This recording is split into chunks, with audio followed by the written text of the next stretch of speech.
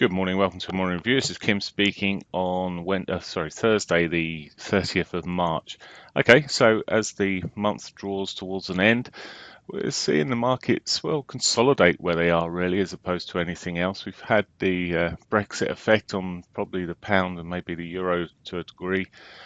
That's now going to be laying down to rhetoric. We've got at least 2 months before anything really sound comes from that. We've already heard the comments from both parties over the last few months, and nothing's really changed there. So we've we may get into holding patterns. But we can't really speculate about what might happen because it's not going to really give us anything. We can only look at what the market's showing us. And at the moment, what's the market showing us? Well, the euro. Trying to look at the picture in the euro here, and it would appear maybe that well, I'm not quite seeing. Didn't quite get down to divergent sort of mode, but certainly on this 4 hourly, it looks a bit potentially. Um, it may have had a bit of divergence. Looking at the 60 minutes here, and well,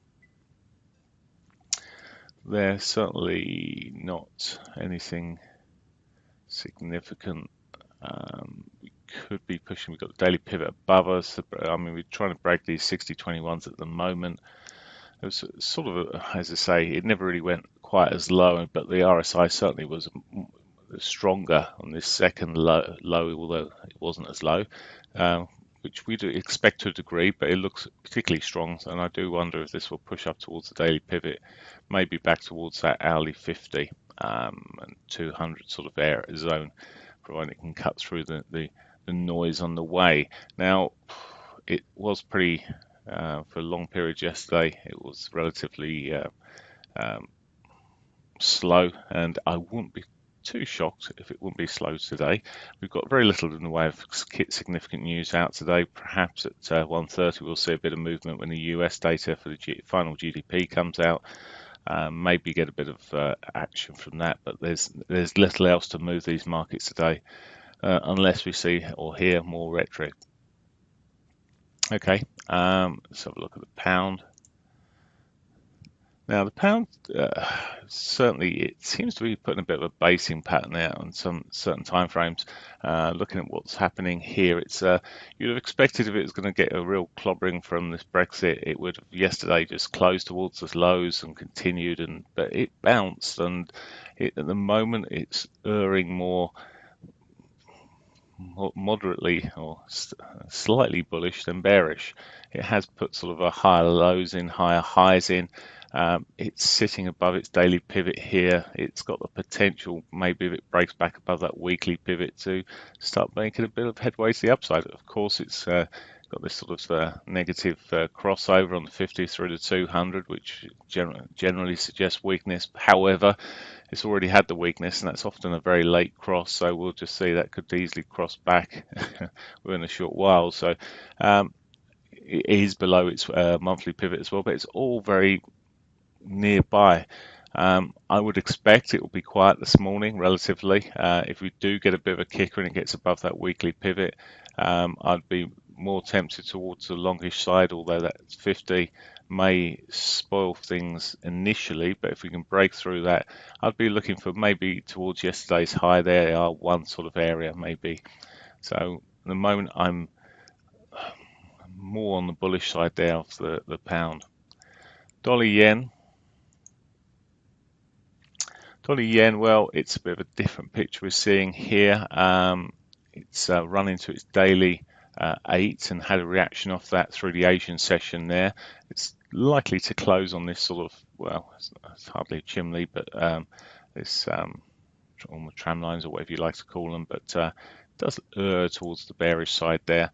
And well, I was starting to draw a trend line a little while ago on here, and maybe there we go. If it starts breaking through there, really, if it's got its daily pivot untouched below, if it breaks that sort of area, then maybe it could roll over further. It's already had a bit of a range though, which may just slow things down. It's got the possibility of, as I say, rolling over. Any sort of bounce, I'll watch for a bounce as well, because it's, as I said, it's I was waiting for the repatriation of the of yen, but by a load of corporations. But well, that may have happened by now. And if we start seeing perhaps a break over the upside of that trend line I've just drawn there, maybe look for the long side back up to this morning's Asian session highs, maybe further towards that weekly pivot, which still hasn't been touched. Okay, finally, almost finally, Aussie dollar. Let's flick through first towards the pairings here and Aussie dollars. So we've, well, Aussie dollars started making a bit more of a recovery yesterday. It does seem somewhat inverted a lot of the time now. Okay, it may have gained a little bit by the oil price there, and that's maybe have pushed things up. But it's moving okay at the moment, and may have some further upside. This sort of pattern you've seen on the 4 hourlies here, little bull flag maybe, and it's got the potential. You can see the sort of higher lows, mostly higher highs, although it has got a bit of divergence around this top here. Now if it breaks back, sells off through the monthly pivot maybe at 76.50, maybe it'll roll back again. But at the moment it's possibly setting up for some continuation here. We could see it pushing up towards its daily R1 at some point. Canadian dollar, chop chop, that's all I can say. It's sat there in the dailies. Look, it's been chopping in tight ranges. To be fair, there's been some moves that are possibly tradable. I have not traded it for well over a week now, I think, and well, maybe now could be a nearer time. We've been putting the lower highs in here, okay, lower lows coming through more recently.